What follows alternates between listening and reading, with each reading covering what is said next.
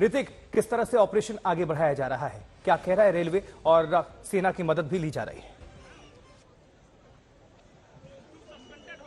देखिए, बिल्कुल कल शाम को हुई एक भीषण हादसे में जहां पर कोलकाता से रवाना हुई कोरोमंडल एक्सप्रेस जो चेन्नई की तरफ बढ़ रहा था और उस हादसे में कई सारे लोगों की मौत हो जाती है। और फिलहाल रेस्क्यू ऑपरेशन मैं आपको बताना चाहूंगा कि कल शाम से शुरू होकर अभी तक चल रहा है और जिसमें सेना जो है वो उसमें जुड़ चुके हैं और वायुसेना के हेलीकॉप्टर भी यहाँ पर मंगवाया गया है, स्टैंड बाय रखा गया है। जरा मैं दिखाना चाहूंगा कि फिलहाल जो मंजर किस तरीके से है। मेरे पीछे ये है कोरोमंडल एक्सप्रेस और उसके साथ साथ जिस मालगाड़ी से इसका टक्कर हो गया वो मालगाड़ी आपको मैं दिखाना चाहूंगा। दरअसल कोलकाता से रवाना हुई ये कोरोमंडल एक्सप्रेस यानी शुक्रवार करीब 3:15 बजे रवाना हुआ था और इसका मंजिल था चेन्नई और इस दौरान बालासोर और भद्रक के बीच जो स्टेशन है उसके बिल्कुल बगल में यह हादसा हो जाता है। फिलहाल रेस्क्यू ऑपरेशन जारी है, रात तक यहाँ पर ऑपरेशन चला, लेकिन मैं हमारे दर्शकों को बताना चाहूंगा खासकर इन हिस्सों में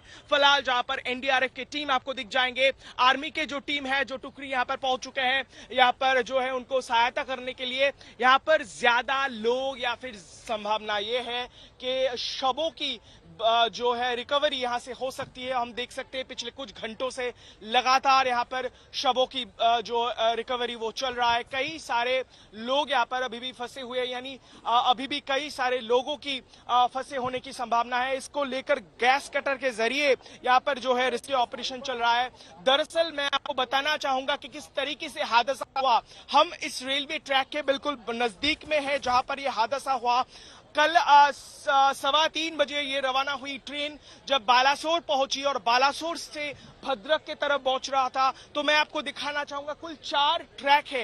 यहाँ पर एक जो आउटर लाइन है यानी जो स्टेशन है उसके आउटर लाइन में एक मालगाड़ी जो है गुड्स ट्रेन वो खड़ा था और पहले जो बताया गया ये जो ट्रेन है यानी जो कोरोमंडल एक्सप्रेस है उसका जो ज्यादातर बॉगी है वो पटरी से उतर जाता है, डीरेल्ड हो जाता है। बिल्कुल ये वाला हिस्सा, आगे वाला हिस्सा जाकर मालगाड़ी से टकरा जाता है और इतना भीषण रहा ये दुर्घटना कि इसके चलते पास के जो 2 ट्रैक है वो प्रभावित हुए हैं। दरअसल उसी दौरान इस ट्रैक से इसके बगल वाले ट्रैक से डाउन लाइन से गुजर रहा था हावड़ा की तरफ बढ़ती हुई यशवंतपुर एक्सप्रेस, उसके पीछे वाला 3 बॉगी पटरी से उतर जाता है। यानी इतना भीषण भयानक ये हादसा था कि कोरोमंडल एक्सप्रेस के जितने जो बॉगीज है वो बाहर उस तरफ चले गए थे। मैं जरा दिखाना चाहूंगा, हमारे कैमरा सहयोगी श्याम आपको दिखाएंगे कि इतना भीषण रहा ये दुर्घटना, मानो वहां पर हादसा हुआ है। ये जो बॉगी है, जो कोचेस देख रहे हैं, यहाँ से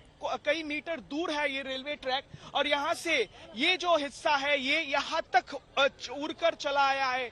ये आप समझ सकते हैं एक कोच का एक हिस्सा जो रेलवे ट्रैक से अलग होकर रास्ता क्रॉस करके यहाँ पर आया है।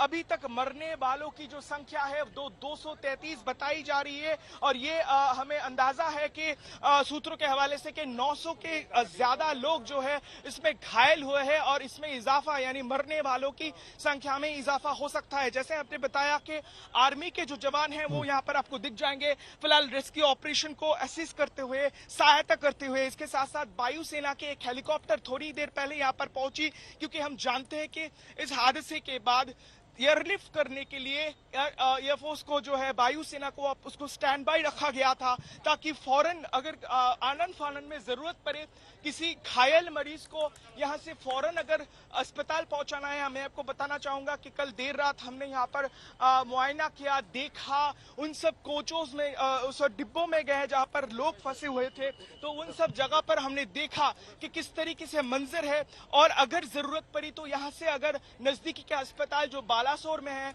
यानी बालासोर जो स्टेट जो हॉस्पिटल है वहां पर पहुंचाने के लिए यहाँ पर जो हेलीकॉप्टर है उसे तैनात रखा गया है। और अहम बात मैं आपको बताना चाहूंगा, आज रेल मंत्री यहाँ पर पहुंचने वाले हैं और थोड़ी ही देर में इंतजार हो रहा है कि उड़ीसा के चीफ मिनिस्टर नवीन पटनायक भी पहुंच जाएंगे। मैं मेरे कैमरा सहयोगी को दिखाने के लिए कहूंगा कि ये वो जगह है जहां पर हम फिलहाल आपको लेकर आए हैं। ये है वो जगह, यानी जरा देखिए ये जो इंजन है, जो सफेद इंजन है भारतीय रेल का जिसका नंबर है 37334। दरअसल ये इंजन है कोरोमंडल एक्सप्रेस का और इसका बगल वाला ये जो हिस्सा है यानी जिस पटरी में ये गुड्स ट्रेन यानी मालगाड़ी वो रुका हुआ था, आपको दिख जाएंगे सेना के जवान। फिलहाल उस हिस्से में पिछले कल देर रात से वो मशक्कत कर रहे काफी कि यहाँ से अंदर जो फंसे हुए लोग हैं, ज्यादातर लोगों की बचने की संभावना कम है। ये जो आला अफसर यहाँ पर है वो हमें बता रहे हैं, फिलहाल वहां पर जुड़ चुके हैं। दरअसल ये जो ट्रेन है वो सीधे आकर सरपट इस पटरी पर आ गया, डीरेल पहले हुआ, उसके बाद भी पास में खड़ा ये जो मालगाड़ी है उससे टकरा गया। और हम दिखाना चाहेंगे कि किस तरीके से इसका परखच्चा उड़ चुका है और ये जो इंजन है वो बिल्कुल मानो जैसे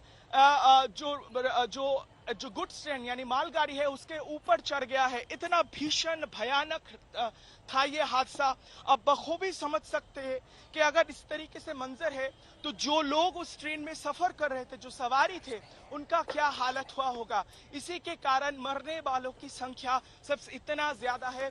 233 का आंकड़ा अभी तक जो है वो दर्ज किया गया है। फिलहाल ये जो मंजर है हम देख सकते हैं, एनडीआरएफ के जवान यहाँ पर पहुंच चुके हैं। ये वो स्टेशन है जहाँ पर ये ट्रेन रुकी हुई थी और उस तरफ से ये ट्रेन आती है। ये आउटर लाइन है, इसमें ये हादसा हो जाता है। अभी भी जो आशंका जताई जा रही है कि कई सारे लोग इसमें फंसे हो सकते हैं, जिसके कारण एनडीआरएफ और आर्मी के जवान और इसके साथ साथ तमाम वो बल और एजेंसी जो जुड़ चुके हैं इस राहत कार्य में, वो फिलहाल कोशिश कर रहे हैं। और इसके आगे यानी यहाँ से करीब एक किलोमीटर दूर जहाँ से जो दूसरा ट्रेन दूसरा पैसेंजर ट्रेन इस हादसे का शिकार हुआ, जो हावड़ा की तरफ जा रहा था यानी यशवंतपुर एक्सप्रेस, उसका जो पीछे वाला जो डिब्बा है वो भी इसी हादसे के कारण वो पटरी से उतर गया। वहां पर भी कई सारे लोगों की मौत होने की पुष्टि की गई है। जरा देखिए, गौर से देखिए कि किस तरीके से यहाँ पर इतना भीषण ये हादसा रहा कि दरअसल ये जो वो इंजन है जो बिल्कुल 3-4 बॉगी के ऊपर से होते हुए यहाँ तक पहुंच चुका है। हालांकि ये मालगाड़ी जो है वहां पर खड़ा था, लेकिन देखने वाली बात होती है, ये एक तफ्तीश का विषय है, ये बहुत ही गंभीर ये मामला है। हम जानते हैं कि रेल मंत्री आज यहाँ पर पहुंचने वाले हैं, उसके साथ साथ चीफ मिनिस्टर थोड़ी देर में यहाँ पर पहुंच जाएंगे। और लेकिन सबसे बड़ी बात होती है किस तरीके से ये भीषण हादसा हुआ, इसके बारे में जानकारी अभी तक नहीं है। और किस कारण से ये हुआ अभी तक हमें पुष्टि नहीं की गई है कि इतना भीषण हादसा किस तरीके से हुआ।